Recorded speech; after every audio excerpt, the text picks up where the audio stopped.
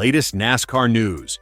If you thought the NASCAR Cup Series had been quiet this week, it's because you haven't seen what just happened in the last few hours. We've got Kevin Harvick taking direct aim at Trackhouse Racing, and what he said about Ross Chastain and Shane Van Gisbergen isn't pretty. Dale Earnhardt Jr. just raised an issue that no one is openly discussing: the future of JGR without Joe Gibbs, and Ty Gibbs's name is right in the middle of it. And there's a partnership involving RFK Racing that almost no one in the paddock saw coming. Subscribe to the channel right now so you don't miss a thing. Let's start with Kevin Harvick and what he said about Trackhouse, because the situation within that team might be worse than it seems. All right, let's talk about Trackhouse Racing, because Kevin Harvick just called them out on his Happy Hour podcast, and he wasn't gentle about it. The guy said it plainly: the team is struggling, and the numbers back him up. Here's the thing about Trackhouse. Not long ago, this was one of the most exciting organizations in the Cup Series. They were growing fast, winning on road courses, and looked like a legitimate threat at the top of the sport. But right now, in 2026, the speed is there in flashes, and then it just disappears. And Harvick saw exactly that pattern play out at Bristol. He pointed straight at Ross Chastain. The guy qualified sixth, and ended up getting lapped.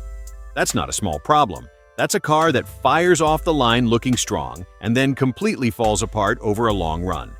Harvick explained it himself. Chastain can hang in there for maybe 20-25 laps on a restart, making bold moves, looking competitive. And then the car just dies. Track position gone, pace gone, and he ends up exactly where the car deserves to be, not where the team hoped it would be. Now, part of this mess has to do with the crew chief changes Trackhouse made coming into this season. They brought in a new crew chief for Chastain and another one for rookie Connor Zilisch, hoping the fresh voices would unlock something. It hasn't clicked yet, not even close. Harvick was clear about that too. The communication, the setups, the rhythm between driver and crew, none of it has found its groove. And then there's Shane Van Gisbergen. SVG has actually been the best Trackhouse car this season, which tells you something. When your most consistent performer is the guy who came into Cup racing as a road course specialist and is still finding his footing on ovals, that should raise some serious red flags for the other cars in the garage. Look at the standings, and the picture gets even clearer.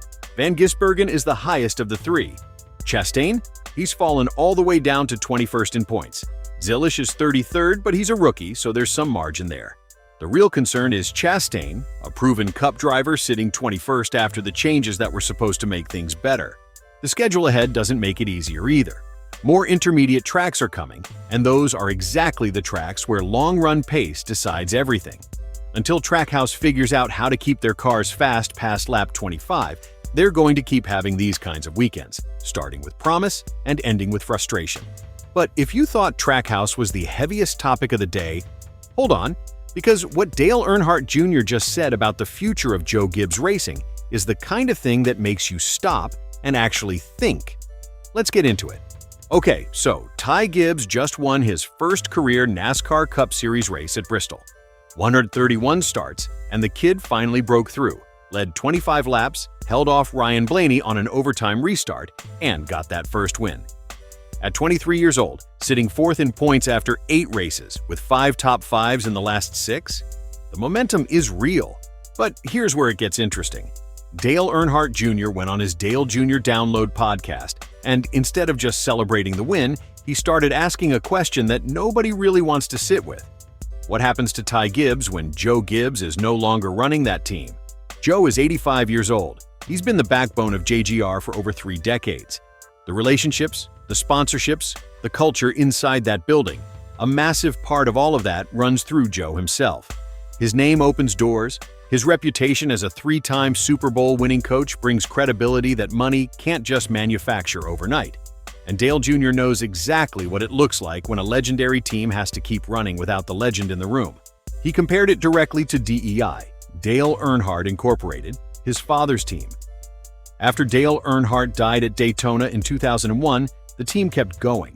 The name was still there. The legacy was still there. But Earnhardt Jr. was honest about it. It was never the same. The way his father walked into a room, talked to the employees, shook hands with sponsors, that presence just can't be replaced. A DEI with Dale Earnhardt and without Dale Earnhardt. two different businesses," he said.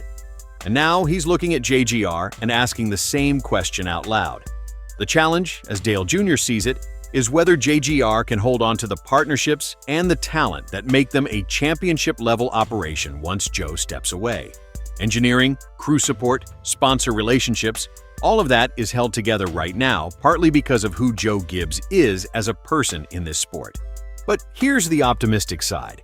If JGR figures it out, if they find the right people and the right structure to carry it forward, Dale Jr. thinks Ty Gibbs is looking at a 20-year career with a lot of wins.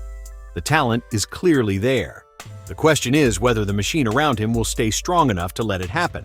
All right, and now we've got something completely different. And honestly, something nobody saw coming. RFK Racing just announced a partnership that crosses into a completely different sport, and the name involved is one of the biggest in global football. So here's a crossover that genuinely raised some eyebrows. Liverpool FC is coming to NASCAR. The Premier League giants have partnered with Trimble and RFK Racing to put Liverpool's branding on the number 17 Ford Mustang Dark Horse, driven by Chris Buescher, for the race at Sonoma Raceway in June 2026. The connection here is Fenway Sports Group, the ownership group that controls both Liverpool FC and RFK Racing. So this isn't some random brand deal that came out of nowhere. It's two major properties under the same roof finding a creative way to share audiences and build something together. The car will run Liverpool's iconic red with the Liverbird crest on it. And the official reveal is happening at Premier League Mornings Live in Tampa on April the 18th and 19th, where fans will get to see the car in person before it ever hits the track. There's also a merchandise collection dropping at the event with the same design. Liverpool's commercial director Kate Theobald put it straight. The club is growing fast in the United States, and this activation is part of that push. The club is already planning a 2026-27 preseason tour with U.S. stops, and putting their name on a NASCAR Cup car at Sonoma is a bold way to show up in front of a completely new audience. Trimble, the tech company behind the sponsorship, connected it to their work across construction and infrastructure, linking performance on the pitch, the track, and the job site. RFK Racing president Chip Bowers called it a powerful moment for all three brands. It's a one-race deal at Sonoma. But the statement it makes is a lot bigger than one race. Trackhouse bleeding points, JGR facing a future nobody wants to plan for, and Liverpool FC showing up on a NASCAR car? Yeah, it was that kind of week. Do you think JGR stays elite without Joe Gibbs in that building? Drop it in the comments, and subscribe so you don't miss what's coming next.